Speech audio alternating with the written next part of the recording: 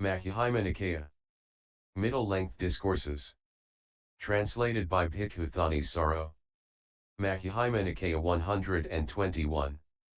Kula Sunnata Sutta. The Lesser Discourse on Emptiness. I have heard that on one occasion the Blessed One was staying at Savatthi in the eastern monastery, the palace of Migara's mother.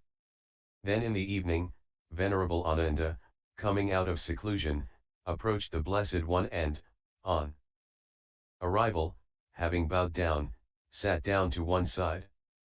As he was sitting there, he said to the Blessed One, on one occasion, when the Blessed One was staying among the Sakyans in a Sakyan town named Migara, there face to face with the Blessed One I heard and learned this, I now often remain in an attitude of emptiness.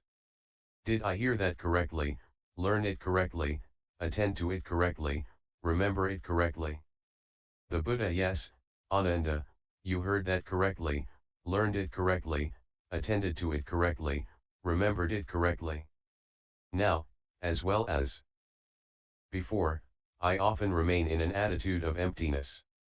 Just as this palace of Migara's mother is empty of elephants, cattle, and mares, empty of gold and silver, empty of assemblies of women and men, and there is only this non-emptiness, the singleness based on the community of monks, even so, Ananda, a monk not attending to the perception, mental note, of village, not attending to the perception of human being attends to the singleness based on the perception of forest. His mind takes pleasure, finds satisfaction, settles, and indulges in its perception of forest. He discerns that whatever disturbances that would exist based on the perception of village are not present. Whatever disturbances that would exist based on the perception of human being are not present. There is only this modicum of disturbance, the singleness based on the perception of forest. He discerns that this mode of perception is empty of the perception of village. This mode of perception is empty of the perception of human being. There is only this non-emptiness, the singleness based on the perception of forest. Thus he regards it as empty of whatever is not there. Whatever remains, he discerns as present, there is this. And so this, his entry into emptiness, accords with actuality, is undistorted in meaning, and pure. The perception of earth. Further, Ananda, the monk not attending to the perception of human being, not attending to the perception of forest attends to the singleness based on the perception of earth. His mind takes pleasure, finds satisfaction, settles, and indulges in its perception of earth. Just as a bull's hide is stretched free from wrinkles with 100 stakes, even so without attending to all the ridges and hollows, the river ravines, the tracks of stumps and thorns, the craggy irregularities of this earth, he attends to the singleness based on the perception of earth. His mind takes pleasure, finds satisfaction, settles, and indulges in its perception of earth. He discerns that whatever disturbances that would exist based on the perception of human being are not present. Whatever disturbances would exist based on the perception of forest are not present. There is only this modicum of disturbance, the singleness based on the perception of earth. He discerns that this mode of perception is empty of the perception of human being. This mode of perception is empty of the perception of forest. There is only this non-emptiness, the singleness based on the perception of earth. Thus he regards it as empty of whatever is not there. Whatever remains, he discerns as present, there is this. And so this, his entry into emptiness, accords with actuality, is undistorted in meaning, and pure. The infinitude of space. Further, Ananda, the monk not attending to the perception of forest, not attending to the perception of earth attends to the singleness based on the perception of the sphere of the infinitude of space. His mind takes pleasure, finds satisfaction, settles, and indulges in its perception of the sphere of the infinitude of space. He discerns that whatever disturbances that would exist based on the perception of forest are not present. Whatever disturbances that would exist based on the perception of earth are not present. There is only this modicum of disturbance, the singleness based on the perception of the sphere of the infinitude of space. he discerns that this mode of perception is empty of the perception of forest. This mode of perception is empty of the perception of earth. There is only this non-emptiness, the singleness based on the perception of the sphere of the infinitude of space.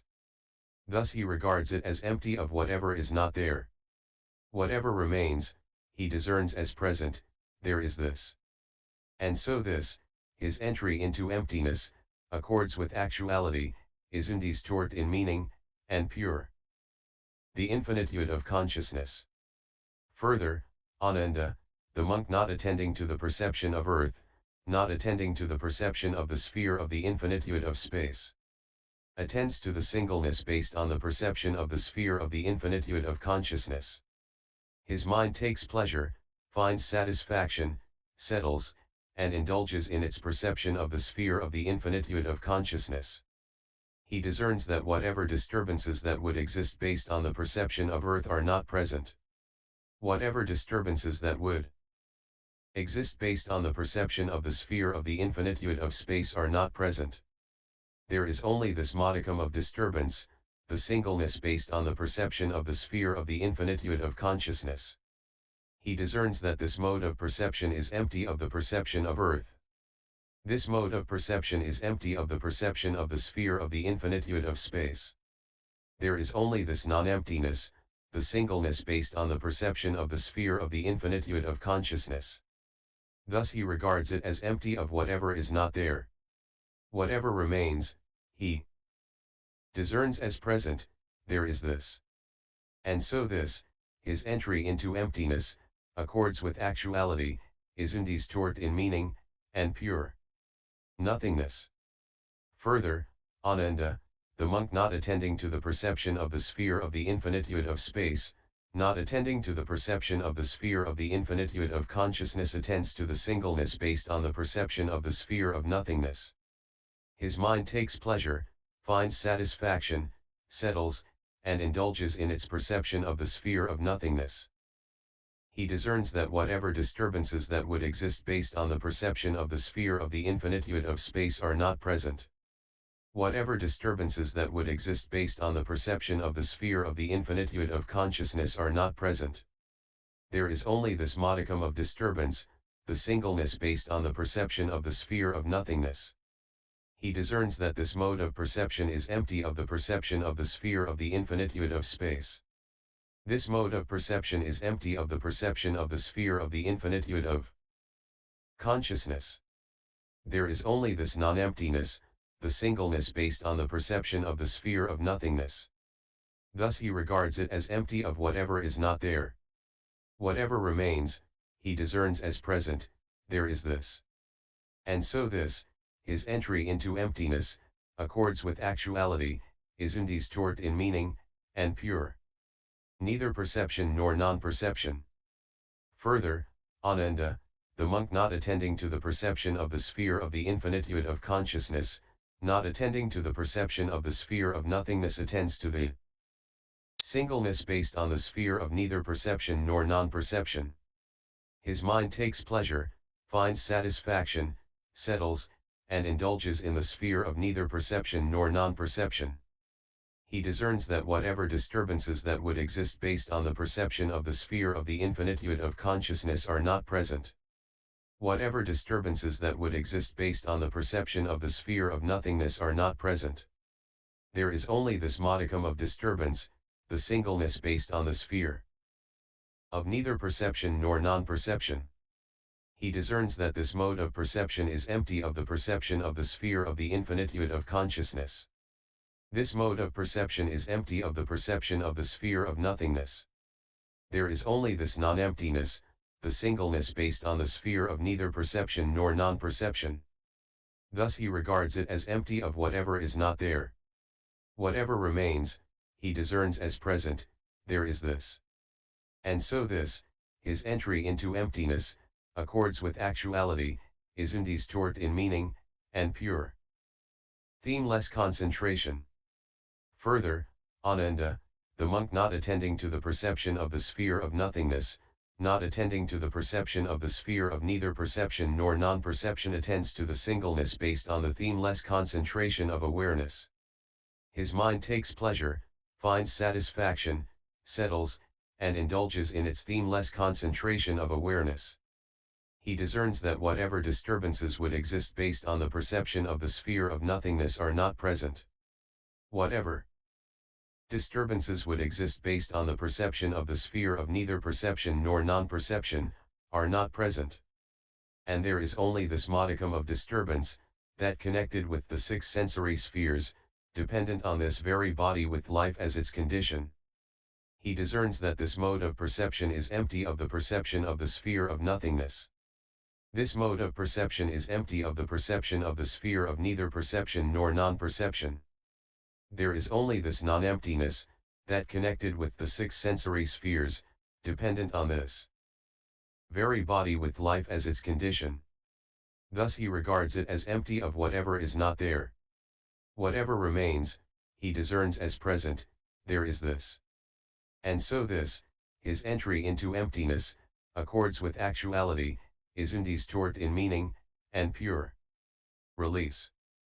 Further, Ananda, the monk not attending to the perception of the sphere of nothingness, not attending to the perception of the sphere of neither perception nor non-perception, attends to the singleness based on the themeless concentration of awareness.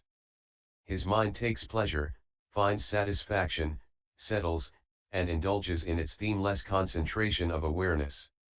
He discerns that this themeless concentration of awareness is fabricated and mentally fashioned. And he discerns that whatever is fabricated and mentally fashioned is inconstant and subject to cessation. For him thus knowing, thus seeing, the mind is released from the effluent of sensuality, the effluent of becoming, the effluent of ignorance. With release, there is the knowledge, released. He discerns that birth is ended, the holy life fulfilled, the task done. There is nothing further for this world.